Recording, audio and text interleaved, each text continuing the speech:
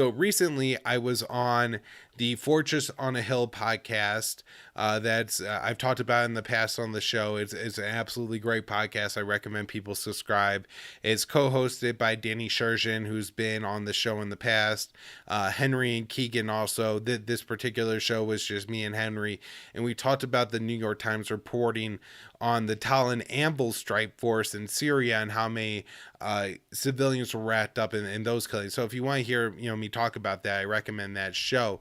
But then the New York Times put out another article titled "Hidden Pentagon Records Reveal the Patterns of Failure in Deadly Airstrikes," and they got 3,000 plus, or no, I think 1,000 plus of about 3,000 records that they're looking for, and they say this is part one of a two-part series on just how the U.S. killed so many people and then, ignored it or covered it up during the anti-ISIS campaign, mainly in Syria, but also in Iraq. And so, just remember this is New York Times reporting, so some of it, I do think they take it way too easy on the Pentagon, but at other times, they do a pretty good job of holding the Pentagon to account. So I picked out, this is a really long article. I could talk, about for like 3 hours probably, but I just picked out a few of the, I thought, not really highlights, but a few of the things in this article that are really important. But one of the first things I want to mention is that the most important thing about this article is that it's being reported in the New York Times. And, if you listen to this show, the Scott Horton show, or, any independent media, or, read antiwar.com, Consortium News, things like that. Air Wars, a great group on this, will not be surprised by anything, and could think of examples in the show of how I talked about in the past that this was either happening or likely going on.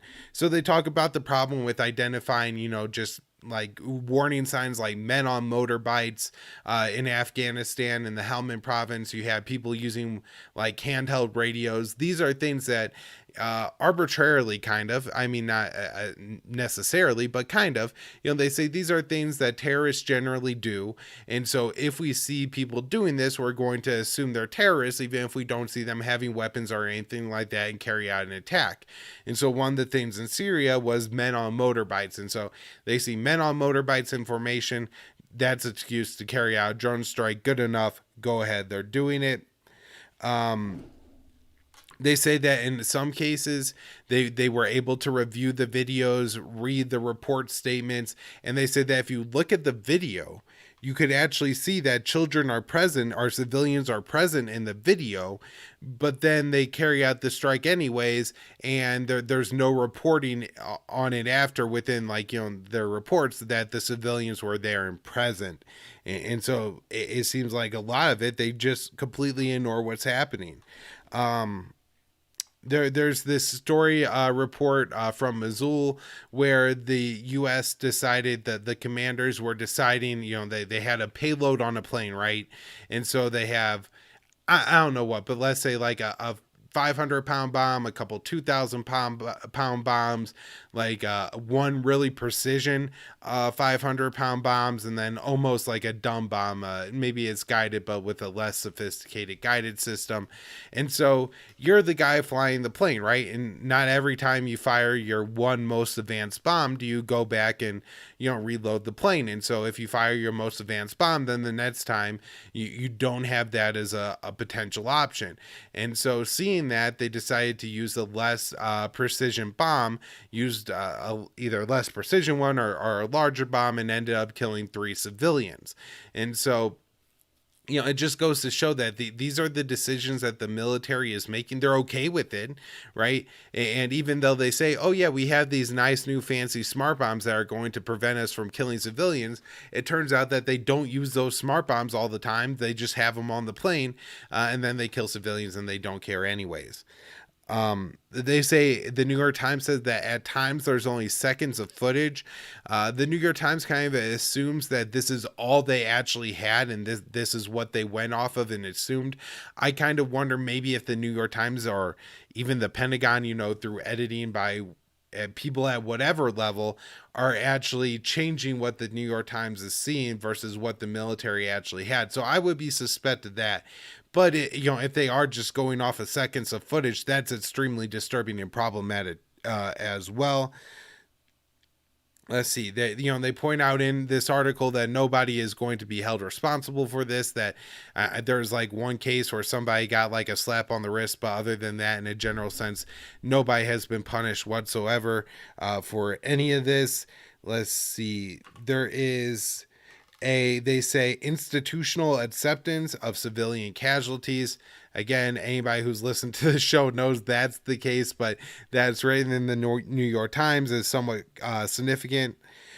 One of the things that is, unique about this article, what the New York Times is able to do, where, I just have to go on reports from the Syrian Observatory for Human Rights and what local media is reporting, and, maybe the Intercept gets on the ground, maybe, other like Reuters has a story on the ground or something like that. But the New York Times has the money and the lawyers to sit in court and fight with the Pentagon for years to get these documents. They didn't even get all the documents from the Pentagon. In here, it lays out that they're fighting over more documents from this war, from the Afghan war, and the Pentagon doesn't want to give them up. So unless you have millions of dollars, you literally can't do this journalism. And so, that's why I did want to take the time to talk about this article and why there are important things in here. And it's because the New York Times has the ability to do this, and occasionally will. Although, I guess if I had the resources of the New York Times, I would be challenging and trying to get this stuff far more often than they are. Because one of the things you get that even if 30 civilians died in a certain attack or something like that, and the Pentagon covered it up, unless they, unless you actually are able to get the records like the New York Times is, you don't get the conversation between the commanders and the people in the plane and the drone operators and everything like that. And so you learn like some of the words that they use to change what's happening here. So, you have, let's say they carry out an airstrike and people are fleeing from the building. They call those squirters, not civilians running for their life, but squirters, which sounds funny. And I'm sure that most men in the military get the kind of sexual joke behind that, right? And just really disturbing that they're using this kind of language to talk about killing civilians and blowing people up, dismembering them with multiple, 100-pound, thousands of pounds explosives, and so many children dying. But when you're, using words like squirters and stuff like that, and they talk, I think, about what are the slashes and everything that, this kind of newspeak, kind of 1984 stuff really, I think, helps to allow the average soldier to be involved in these war crimes and not be disgusted by what they're doing in the moment and try to put a stop to it. It identified, the article identified a few things that led to civilian casualties. The first was misidentifying civilians. And so, this would be looking at a thing, seeing a guy with a cane and thinking it's a gun or something like that. No, that happens all the time. And I'm sure that at times is because of poor quality footage, but also, you see what you want to see. And if you want to see a gun, you're going to see a gun. And I'm sure a lot of it's, just projection and also covering it up, right? Like if you want to bomb these people and that guy has a stick, something long in his hand, if you really want to carry out the strike and you think carrying out that strike is important, then it's very easy to misidentify civilians as militants. They also say that flawed intelligence is a problem. And of course, taught so much on the show about like the Kabul airstrike and things like that. Of course, that happens all the time. One of the problems they say is poor video quality. Kind of already mentioned that, and also mentioned that in the strike that the New York Times reported on in Syria a couple of months ago, where 60 plus civilians were killed, talking about how they didn't realize that there was higher quality drone footage of it, and they used lower quality drone footage to make that decision. Then they talk about this problem, these kind of two things that happen that they claim that the military uses to claim, and the New York Times, I feel like, kind of goes along with it, but they don't just eat it up, but they kind of repeat it. reasons for civilians killed, and those are civilians walking into the frame or driving into the frame. And so, right, you imagine this thing like where the drone camera is following this car down a dirt road, right? And then the drone operator hits the button, and as soon as they hit the button, a car traveling the other direction comes into the frame, and just as the missile is striking the car, the other car is passing and kills 5 civilians, 3 children, along with the militants that they're targeting. And they pretend like, shrug, nothing we could do about this. And it's like, really, you can't zoom out the camera a little bit or develop more or different cameras? This went on for years. This is between 2014 and 2018. This reporting is going on. It's not, between March and May, where, maybe, this happens a few times and then they figure out, they develop a wider lens camera and they put it on there. You would think that there would be a relatively simple calculation that you could do to figure out, like, if a car is traveling at 60 miles an hour, how far zoomed out do you have to be to ensure that the missile you fire at that car isn't going to hit something else coming into the frame? That seems like that should be an absolutely possible calculation to carry out, and then to like have some kind of formula to prevent this from happening. But they have no interest in developing that technology because they have no interest in not killing civilians, because the lives of Syrian, Iraqis, Afghans, or Yemenis just mean absolutely nothing to the people at the Pentagon. And the last thing, and we talked about this a lot on the show, Will Porter has done a lot of really good work on this propaganda line, the secondary explosion. Oh, it wasn't our bomb that killed the civilians. Our bomb just killed the terrorists because we have, magical precision bombs. But when when we hit the car, it also blew up the gas in the car, and that killed the 3 children. And it wasn't our bomb that actually, this stupid stuff that they come up with. If you set off a bomb and then a propane tank explodes, you're responsible for it. That's the way it works. All right, so moving on from this, talking about some things going on in Syria now. Of course, this is from a few years ago. The U.S. isn't waging like a major air war in Syria at this time, but that doesn't mean the U.S. occupation of Syria isn't ongoing. And the occupation is carried out by the U.S.-backed Syrian Democratic Forces. These are the mainly Kurdish forces, although, they could script Arabs as well to enforce them to fight in their war and to enforce their occupation over eastern Syria. But we just had this from Dave DeCamp on December 13th at antiwar.com. The U.S.-backed Syrian Kurdish-led SDF carried out a raid in eastern Syria's Deir al-Zor province on Monday. With the backing of the U.S.-led coalition, the SDF took out 5 ISIS fighters, but reports from Syrian state media and the UK-based War Monitor, that's the Syrian Observatory for Human Rights, suggests that civilians were killed in the raid. Syrian state media report that the U.S. warplanes conducted a large-scale airdrop with SDF in the town of al-Barizia, and that the airdrop was accompanied by indiscriminate fire that killed 3 civilians who were all members of the same family. Isn't a surprise the SDF is conscripting young women in Syria, and, have been known to be pretty brutal, particularly, I think, towards the Syrian Arab population and Yazidis as well.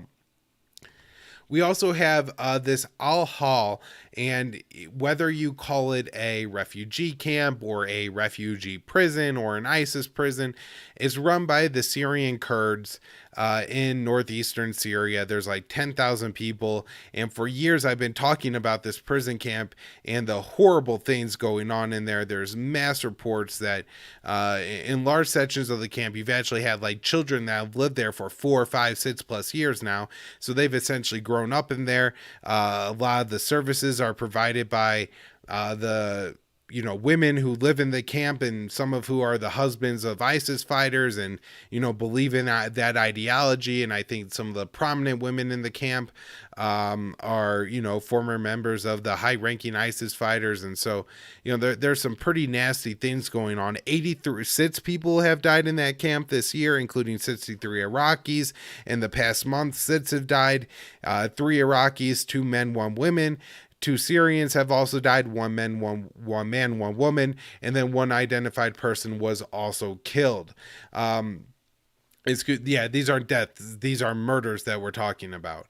And so some of the murders are blamed on the Islamic State. I'm not sure exactly how the Islamic State is able to carry out murders in these prisons, but really, really problematic situation going on there. And I'm sure somewhat like the high security prisons in Afghanistan or Abu Ghraib, Kambuka in Iraq. This, could be the next generation of, anti-American, or just, militants, brutal militants to come out of the Middle East could come out of this camp where, again, you have essentially a large population of children, young men who are, being raised in squalor conditions. And I'm sure, very hateful of the United States for the position that they're put in. This from Jason Ditz at antiwar.com. According to the Syrian Observatory for Human Rights, 2021, was one of the most mild years of the Syrian civil war so far, with 3,746 deaths. That included 1,500 civilians and 360 children. And yeah, I mean, this isn't kind of a surprise. Largely, the Syrian war has been on a simmer for the past few years, and the number of dead continued to drop, particularly since the ISIS state, the Islamic State, lost all their territory. Now, the Islamic State is still able to mount attacks in Syria. They occasionally attack like Syrian government forces, also often in like the around the Euphrates River, which maybe suggests that they're coming from the U.S. occupied territory of Syria. But Turkey is also carrying out operations in northern Syria. You have the Islamic, I guess not Islamic State, the Al-Qaeda affiliate al-Nusra, Harir Tahrir al-Sham, HTS, whatever they want to call themselves now, the jihadists that exist in the Idlib province of Syria that are backed by Turkey. There is fighting on and off. It doesn't seem very consistent. It's never as high as tensions as it was during like a few years ago when this bombing was going on and everything, but there has been some fight between the Syrian government and the Islamists in Syria. But a lot of the chaos and death going on in Syria, nobody talks about is at the behest of the Israelis, who carry out scores of airstrikes every year in Syria. And they say in 2022 they have no plans to slow that down or stop. But recent targets of the Israeli government include the Damascus airport and damage to the runways, as well as a key Syrian port of Lakata. And so these seem to be pretty serious escalations to me, targeting more civilian infrastructure like airports and ports by the Israelis in Syria. Of course, very little discussion, if any ever, in the United States about what Israel, a key U.S. ally, is doing in Syria. Last story on Syria. The U.S. report to down a drone from Syria that it believes was launched by Iranian allied Syrian militants, whoever that is, just any Shia in Syria, I suppose, that was headed towards the U.S. base in Al-Tanf, Syria. So the U.S. occupies Syria east of the Euphrates River, minus the territory that Turkey controls along its border. But then the U.S. also controls this base in a 50-kilometer or so zone around it on the Syrian-Jordanian border at the border crossing of Al-Tanf. In the past, the U.S. has backed like up to, I think, 1,500 Syrian rebels there. I have no clue if there are any Syrian rebels left there, or if this is at this point just U.S. soldiers and maybe U.K. allied soldiers at that base. But nonetheless, the U.S. occupies it, and anytime anybody gets within about 50-55 kilometers of it, they start dropping bombs. And then in this case, a drone was fired at it. I was kind of surprised that more hasn't been made of this story because they're claiming it's from an Iranian-backed group. This could be just propaganda from, the U.S. Israel side trying to undermine talks with Iran, trying to just have another reason to demonize Iran. At the same time, there's plenty of reasons why the Syrians would be interested in testing, if the Americans are serious about continuing to hold that position, because, this is Syrian territory that I assume the government would want to take back at some time. Also, there are militant groups in Syria that I'm sure, are militias allied with Iran and maybe supported by Iran, maybe not taking direct orders from Iran, but at the same time, I would just guess that there's a real risk here that that this isn't a direct tie to Iran or anything like from the orders of Iran, but it is an Iranian tied group that carried this out just because they don't like what America is doing throughout the Middle East and see themselves as something as the axis of resistance. One last thing on this, I guess I'll mention, is in Iraq, it's been pretty widely reported, and I don't think disputed even in the U.S. mainstream media, that since the U.S. assassinated Qasem Soleimani 2 years ago, the Iranians have lost their ability to some extent to control what the Iraqi Shia militias are doing. And so with that, I wonder if that's also true in Syria or not. With the death of the Soleimani, they have less of that ability. I haven't seen that reporting in Syria, but I kind of suspect it would, at least to some extent, be the case. Although, along with the assassination of Soleimani, was al-Mohandes, who was the leader of the Iraqi Popular Mobilization Forces, and so it's possible maybe without that loss equivalent in Syria, Iran didn't maintain more control of the forces there, or something like that.